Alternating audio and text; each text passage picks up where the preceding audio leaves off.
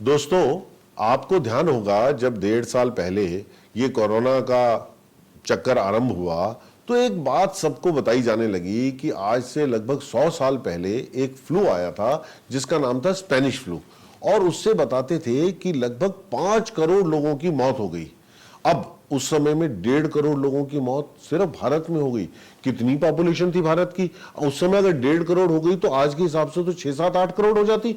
तो जो Spanish flu की जब बातें आई तो उस समय दिखाया जाने लगा कि हॉस्पिटल्स भर गए, टेम्परेरी हॉस्पिटल्स बनाए, लोग ऑक्सीजन के लिए तड़प रहे हैं। अब ये सब देखकर आपको बड़ा भय लगा, आप कोरोना से बड़ा डर गए, सरकारें भी बड़ा घबरा गई कि यदि हमारे देश में आ जाएगा तो क्या करेंगे। इसमें एक बात किसी को नहीं बताई गई, वो ये थी कि 1918 से लगभग 20-25 वर्ष 30 वर्ष पहले बेयर कंपनी ने एस्पिरिन की खोज की थी। एस्पिरिन उस समय बुखार उतारने के लिए यूज की जाती थी। अब 1918 तक एस्पिरिन के सोल सेलिंग राइट पेटेंट जो था वो बेयर कंपनी के पास था।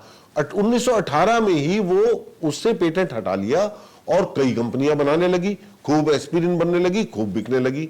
और जब ये फ्लू आया तो सबको बुखार उतारने के लिए एस्पिरिन देने लगे। और एस्पिरिन आप जानते हो कितनी दे रहे थे?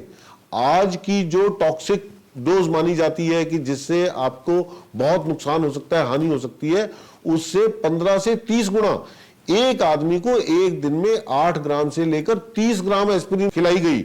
और उससे क्या हुआ? वही लंग्स में इन्फ्लेमेशन, सांस की समस्या, उसी तरह से ऑक्सीजन के लिए लोग तड़प रहे थे।